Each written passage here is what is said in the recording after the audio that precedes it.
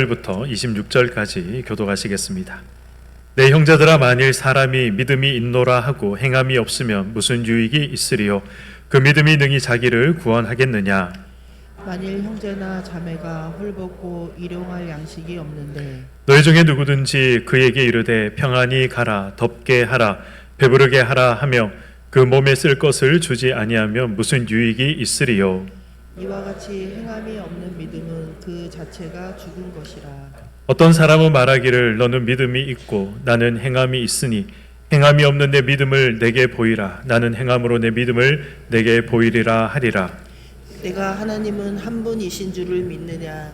잘하는도다. 귀신들도 믿고 떠느니라. 한 허탄한 사람아, 행함이 없는 믿음이 헛것인 줄을 알고자 하느냐? 우리 조상 아브라함이 그 아들 이삭을 제단에 바칠 때 행함으로 의롭다 하심을 받은 것이 아니냐? 내가 보거니와 믿음이 그의 행함과 함께 일하고 행함으로 믿음이 온전하게 되었느니라. 이에 성경에 이른바 아브라함이 하나님을 믿으니 이것을 의로 여기셨다는 말씀이 이루어졌고 그는 하나님의 벗이라 칭함을 받았나니. 이러보건대 사람이 행함으로 의롭다 하심을 받고 믿음으로만은 아니니라. 또 이와 같이 기생 라합이 사자들을 접대하여 다른 길로 나가게 할 때에 행함으로 의롭다 하심을 받은 것이 아니냐. 함께요. 영혼 없는 몸이 죽은 것 같이 행함이 없는 믿음은 죽은 것이니라. 아멘. 네, 우리 기독교 역사에 있어서 여러 가지 갈등들, 또 교단마다 주장하는 그런 또 이제 교리적인 차이들, 그러한 것들이 여러 가지가 있지만 가장 대표적인 것 하나를 이야기해 보라고 한다면 아마 이 믿음과 그리고 또 행함의 문제가 아닐까 생각을 해봅니다. 성경은 아브라함의 의로움에 대해서 어떻게 말씀하고 있습니까? 로마서 4장 우리 2절에서 3절 말씀을 보시면 이렇게 기록이 되어 있습니다.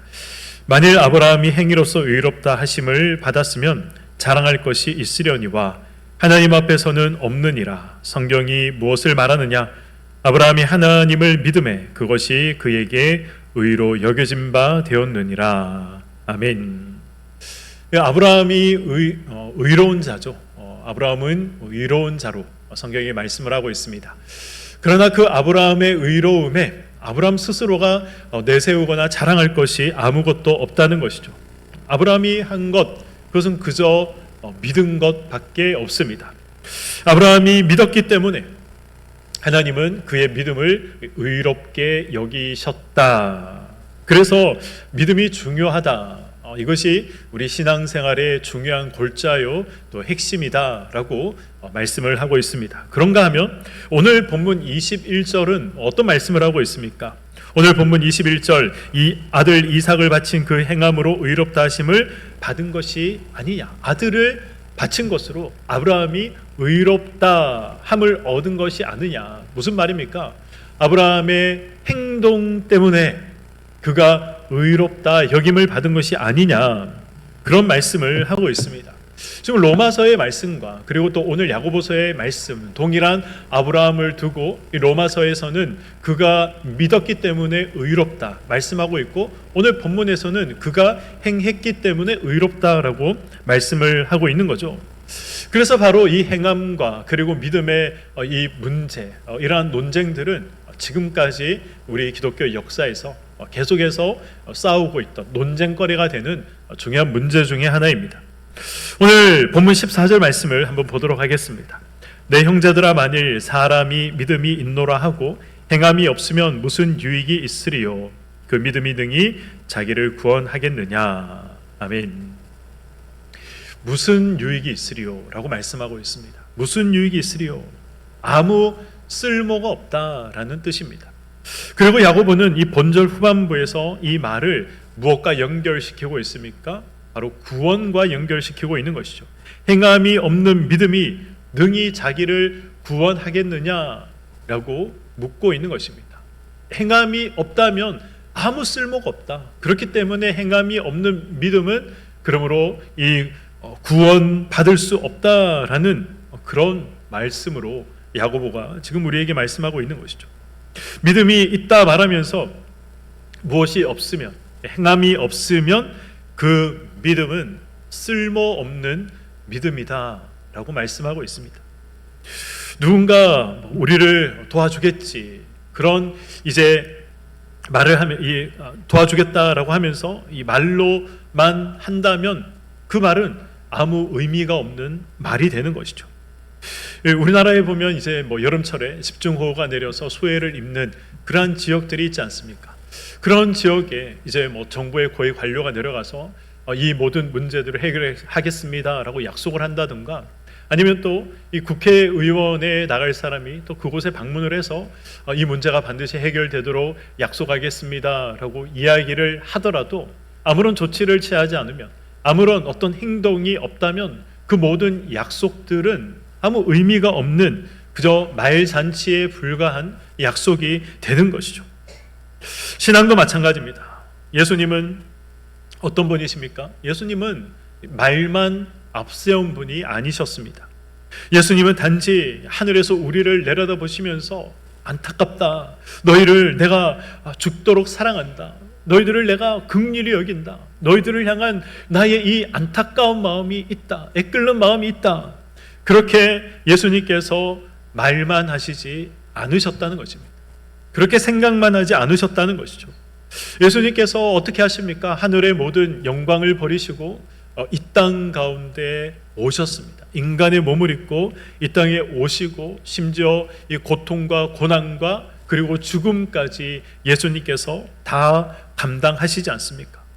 그래서 이 저와 여러분들이 구원을 얻게 된 것이고 영생의 소망을 가지고 지금 살아가고 있는 것 아니겠습니까? 25절에 언급된 이 라합을 성경은 어떻게 말씀하고 있습니까? 라합이 자신과 자신의 모든 가족들을 살릴 수 있었던 것은 이 말로만 그친 그의 믿음 때문이 아니다라고 말씀하고 있죠. 믿음에서 나오는 바로 이 라합의 행동 때문에, 행함 때문에 라합이 구원을 받은 것이다 라고 말씀하고 있습니다. 그러므로 우리는 말뿐인 믿음, 또 행함이 없는 이 입술의 고백이 얼마나 헛된 고백인가, 허망한 고백인가, 쓸모없는 말인가 라는 것을 우리가 알 수 있는 것입니다. 그러나 우리가 오늘 본문에 기록된 이 모든 행함이 중요하다, 라합도 행함 때문에 구원받은 것이다, 이 아브라함도 그의 행함 때문에 의롭게 여겨짐을 받은 것이다, 이런 말들을 우리가 들으면서 오해하지는 말아야 합니다. 표면적으로 보면 야고보가 지금 행함으로 의로움을 얻는 것이다 라고 지금 말하는 것처럼, 말씀하는 것처럼 보입니다. 마치 이 믿음으로 의롭다 함을 받는 이 이신칭의의 교리를 부정하는 것처럼 우리가 볼 수도 있습니다. 그러나 우리는 야고보서를 볼 때 지금 이 교리적인 어떤 차원, 그리고 구원의 차원으로 우리가 야고보서를 봐서는 안 되는 것이죠. 이유가 무엇입니까? 야고보가 지금 이야기하고 있는 것이 무엇입니까? 어떻게 구원을 받을 수 있는가? 어떻게 우리가 영생을 누릴 수 있는가? 어떻게 우리가 하나님으로부터 의롭다함을 받을 수 있는가? 지금 그 방법에 대해서 야고보가 말씀하고 있는 것이 아닙니다. 야고보가 말씀하고 있는 내용이 무엇입니까? 정말 믿음이 있는 사람은 말에서 그치는 것이 아니라 그는 행하는 사람이다 라고 말씀하고 있는 것이죠. 정말 믿음이 있는 사람은 어떻게 살아가야 하는가? 정말 믿음이 있는 사람은 어떤 삶의 모습을 가지고 살아가야 하는가? 이러한 부분에 대해서 이 말씀을 하고 있다는 것입니다. 어떻게 구원받을 수 있는가가 아니라 믿음을 가진 사람은 어떻게 살아가야 하는가? 야고보서가 말하는 것은 핵심이 이거라는 것이죠. 그러므로 이 야고보서의 내용은 구원의 방법이나 구원의 문제가 아니라 바로 구원받은 자의 삶에 대해서 말씀하고 있는 것입니다. 구원받은 자의 삶이라는 것은 말로 끝나는 삶이 아니다. 구원받은 자의 삶이라는 것은 반드시 행함으로 드러나는 것이 구원받는 자의 삶의 바른 모습이다라는 것을 말씀하고 있는 것입니다. 우리가 이런 사실을 가지고 야고보서를 봐야 하고 우리가 이런 사실을 알고서 야고보서를 읽어 나가야 하는 것이죠. 야고보는 참 믿음은, 진짜 믿음은 반드시 행동을 수반한다라고 말씀하고 있습니다. 저와 여러분은 믿음으로 구원받았습니다. 그렇지 않습니까? 저희는 무슨 공로로 우리가 세상을 착하게 살았기 때문에, 아니면 봉사를 열심히 했기 때문에 그래서 우리가 구원받은 것이 아니라 하나님께서 우리에게 믿음을 선물로 주셔서, 그래서 예수 그리스도를 믿음으로 인해서 저와 여러분들은 다 구원을 받은 것입니다. 우리는 원래는 어떤 자였습니까? 제가 오전 1, 2부 설교 시간에도 말씀드린 것처럼 우리의 아버지는 마귀다라고 예수님께서 말씀하셨습니다. 사탄의 자녀로, 아니면 사탄의 종노릇하는 자로 그렇게 우리는 이 세상에 다 태어났습니다. 그러나 하나님께서 우리에게 믿음을 선물로 주신 것이죠. 하나님께서 이 믿음을 선물로 주셔서 우리가 값없이 하나님의 은혜를 받고 값없이 구원을 받았다라는 것, 모르는 사람이 누가 있습니까? 우리는 다 그 사실을 알고 있습니다. 우리는 다 이 큰 은혜를 받은 자의 자리에 서 있습니다. 그 은혜와 사랑을 생각하면 우리가 정말 찬송가의 가사처럼, 어떻게 이 벌레만도 못한 나를 하나님께서 이렇게 사랑하시는가, 이 벌레만도 못한 나를 위해서 예수님께서 십자가에 어떻게 돌아가셨는가, 그러한 부분들을 우리가 정말 진심으로 고백하고, 그리고 또 그것이 나의 이 고백이요 신앙의 고백이 된다면, 하나님을 사랑하지 않고서는, 하나님이 원하시는 그러한 삶을 살아가지 않고서는 견딜 수가 없는 것입니다. 그래서 우리는 내 욕심대로 살 수 없는 것이고 내 뜻대로 살 수 없는 것입니다. 예수님이 원하시는 것을 우리는 행하며 살아가고 싶습니다. 우리가 정말 은혜 받았을 때 그런 경험들 다 있지 않습니까? 예수님을 위해서 살고 싶다, 예수님께서 원하시는 그런 삶을 살아내고 싶다, 예수님의 기쁨이 되고 싶다, 하나님의 기쁨이 되고 싶다, 그런 마음들 우리가 다 한 번씩은 가져봤지 않습니까? 은혜를 알기에, 또 예수 그리스도를 우리가 사랑하기 때문에 예수께서 하신 이 말씀을 따라 이 살아가는 그러한 사랑의 행위, 믿음의 행위가 당연히 수반되는 것입니다. 그래서 이 야고보는 자기 안에 진짜 믿음이 있다면, 자기 안에 이 참 믿음이 있다면 그 믿음이 삶으로 드러나야 한다, 증거되어야 한다라고 말씀하고 있는 것입니다. 행위로 드러나야 한다는 것이죠. 야고보는 믿음의 행위, 믿음의 삶을 어디에 비유하고 있습니까? 26절 말씀을 보도록 하겠습니다. 영혼 없는 몸이 죽은 것 같이 행함이 없는 믿음은 죽은 것이니라. 아멘. 이 믿음이라는 것이 단순히 지식적인 차원에서 머무르고 입술에만 머무른다면 그것은 아무 가치가 없는 것이다 라는 것입니다. 영혼 없는 몸이 죽은 몸이듯이 행함이 없는 이 믿음은 숨을 쉬지 않는 육체와 같다라는 것이죠. 숨을 쉬지 않는 육체는 무엇입니까? 시체죠. 죽은 것입니다. 행함이 없는 믿음은 무엇입니까? 행함이 없는 믿음도 시체입니다. 죽은 것입니다. 그것을 가리켜 성경은 죽은 믿음이다 라고 말씀을 하는 것입니다. 나의 믿음은 살아있는 믿음인가? 죽은 믿음인가? 생기가 있는가? 아니면 시체인가? 우리가 스스로 점검해 볼 필요가 있는 것이죠. 야고보는 죽은 믿음과 살아있는 믿음을 이제 구체적인 예를 들어서 설명을 하고 있습니다. 15절과 16절의 말씀입니다. 만일 형제나 자매가 헐벗고 일용할 양식이 없는데 너희 중에 누구든지 그에게 이르되 평안히 가라, 덥게 하라, 배부르게 하라 하며 그 몸에 쓸 것을 주지 아니하면 무슨 유익이 있으리요. 아멘. 우리는 육체를 가지고 살아가는 존재입니다. 육체를 가지고 살아간다. 그 말은 육체가 필요한 것들을 공급을 해줘야 된다는 것이죠. 먹을 것을 공급을 해줘야 되고, 이 계절에 맞는 옷도 공급을 해줘야 하고, 그리고 또 추위와 더위를 피할 수 있는 그런 집도 공급을 해줘야 하는 것입니다.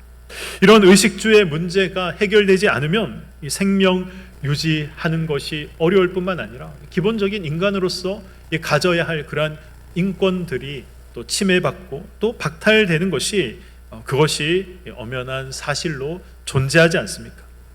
그래서 이 야고보는 이러한 이 한 사람에게 해줄 수 있는, 채워줄 수 있는 실질적인 그 의식주를 공급하는 것이 진짜 사랑이다. 말로는 우리가 사랑을 말할 수 있죠. 당신이 배가 불렀으면 좋겠습니다. 당신이 따뜻했으면 좋겠습니다. 당신이 아프지 않았으면 좋겠습니다. 말은 누구든지 할 수 있습니다. 그러나 그 사람이 따뜻하게 지낼 수 있도록 옷을 주는 것, 그 사람이 배를 곪지 않도록 그래서 먹을 것을 주는 것은 아무나 할 수 없는 것이죠.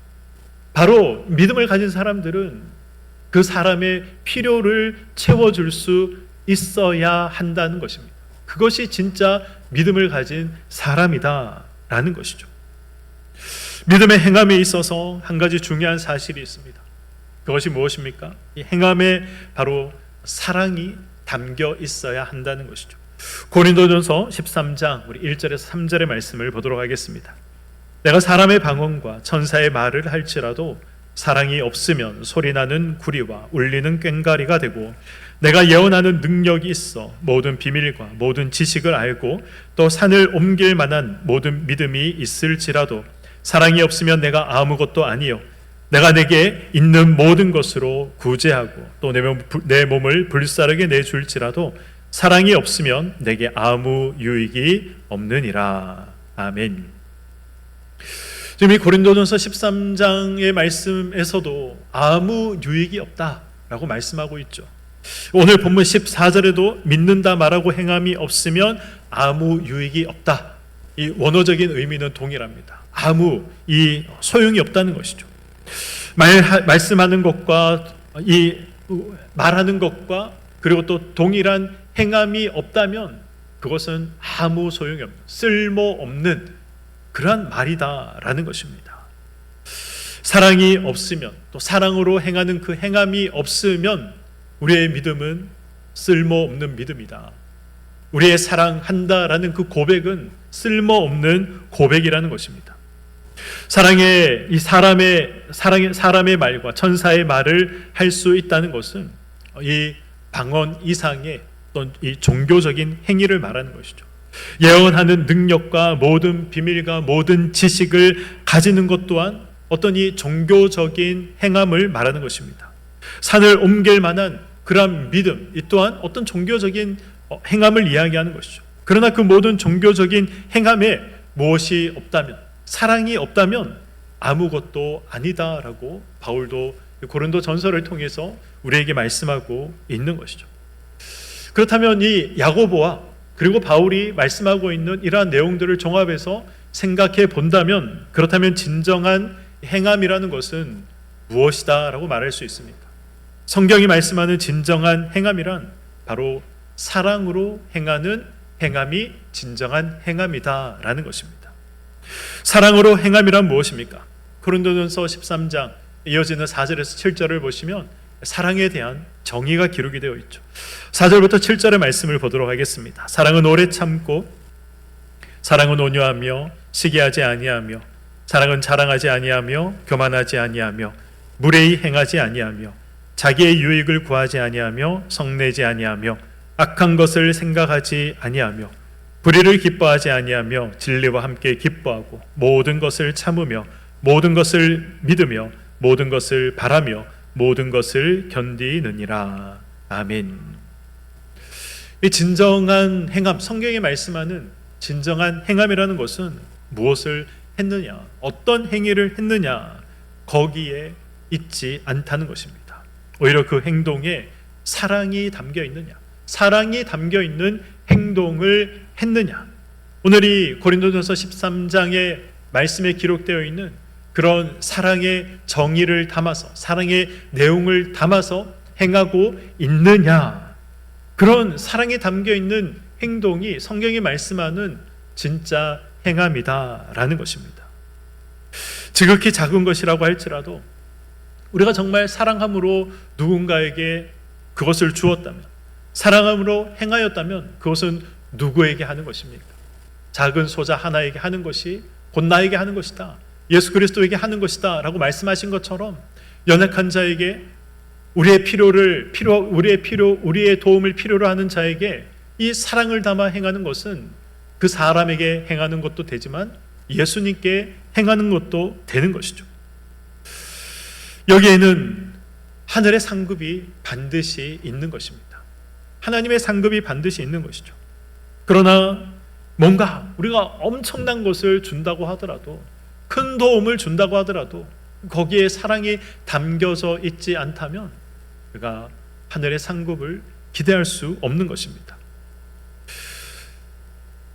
사랑하는 성도 여러분, 행함이란 당연한 것입니다.